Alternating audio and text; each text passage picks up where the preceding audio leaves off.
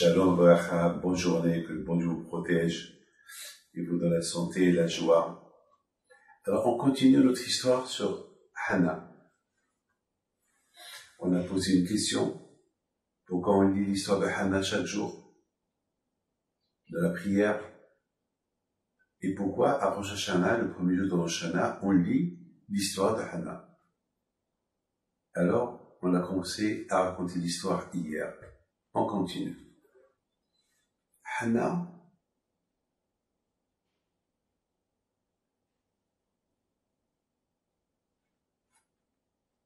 elle a subi beaucoup de souffrances de la part de sa belle-sœur. Comme je vous ai dit, Elkana, il avait deux femmes.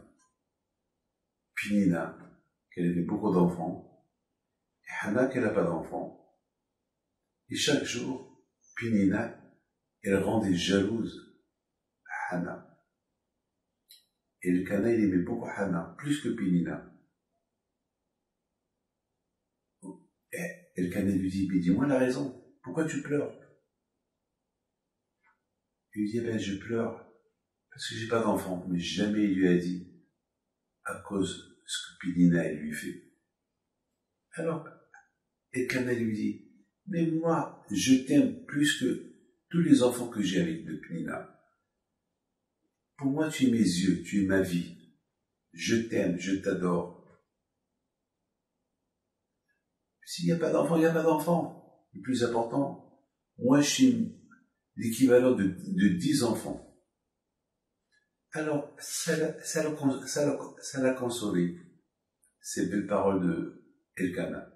Et comme je vous ai dit, Elkana, 3 fois dans l'année, il allait au Beth Amikdash de Shiloh. Il prenait sa famille, chaque année. Et comme je vous ai dit, les gens, ils n'allaient pas beaucoup. Et les gens, ils posaient toujours des questions. Mais on te voit toujours 3 fois par an passer sur ce chemin-là. Ah ben oui, je vais au Shalaim, je vais au Mishkan. C'est Pessah. Il faut faire le sacrifice de Pessah. Ah bon? On a perdu l'habitude. Non. C'est mitzvah. C'est pour ça, on souffre. Il a commencé à inciter les gens à monter au Mishkan. 3 fois dans l'année, jusqu'à que vraiment, les Juifs, ils ont commencé à aller au Mishkan en masse. Parce que ça fait le bruit, ce que Elkana il faisait. Vous savez, lorsqu'il fait une mitzvah, il incite d'autres personnes à faire une mitzvah, jamais Akadosh Baruch Hu, il l'oubliera. Alors sachez, il a vu ce que Elkana il fait. Il incite les gens, il leur parle de reprendre les habitudes de leurs parents, d'aller au tabernacle, voir Hachem. Tu vois que les gens, ils ont commencé à devenir proches d'Hachem. Au départ, il y avait 10 personnes, maintenant il y a des milliers de personnes, des milliers de familles qui partent. Et tout ça venait d'une seule personne, Elkana. Je me rappelle, lorsque j'ai commencé à faire la Hiloula de Rabbi Haïm Pinto, après que mon père il a quitté le Maroc, il a fait sa alliée en Israël, au départ, j'avais 22 ans. Il y avait 10 personnes à la Hiloula. Et chaque année, je faisais la Hiloula. De 10, c'est monté d'année en année, jusqu'à que 35 ans plus tard, on était des milliers, sauf ces 2 dernières années, avec le Corona, qu'on ne nous a pas donné le droit. D'ailleurs, cette année-là, ils étaient 250 personnes, et il y avait le carrefour au Maroc. Ça veut dire que le couvre-feu, excusez, au carrefour. Il y avait le couvre-feu. Et il devait être limité au cimetière. Et à 9h du soir, ils devaient tous rentrer chez eux. Malheureusement. Bon. Et prions Hachem que ça s'arrête. Amen. Quelle raison. Alors mes amis, il s'est passé que grâce à Elkana, des milliers de personnes ont commencé à faire la Aliyah en masse au Mishkan, au Beth Amikdash, au tabernacle qui se trouvait à Shiloh.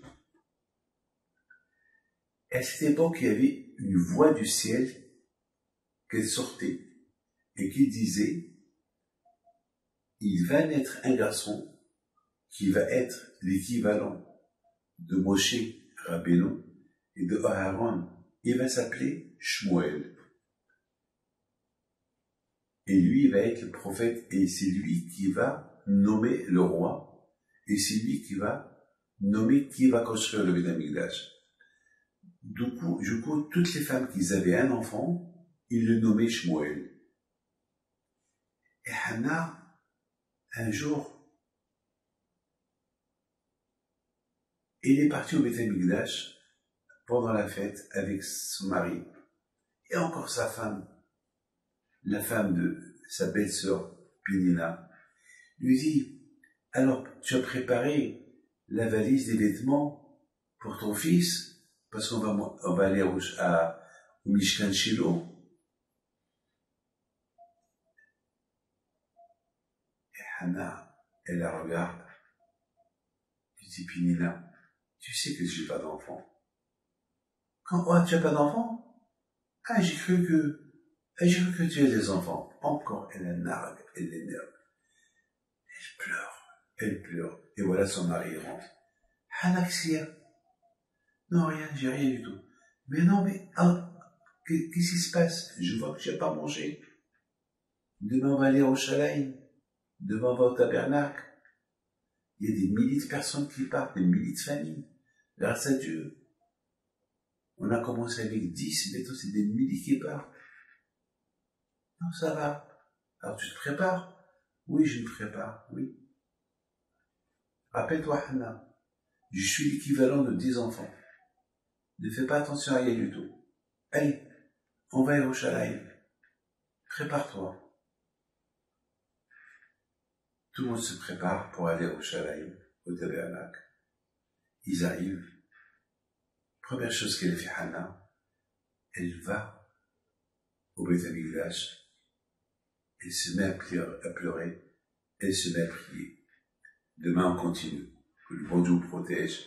Une bonne santé. Amen.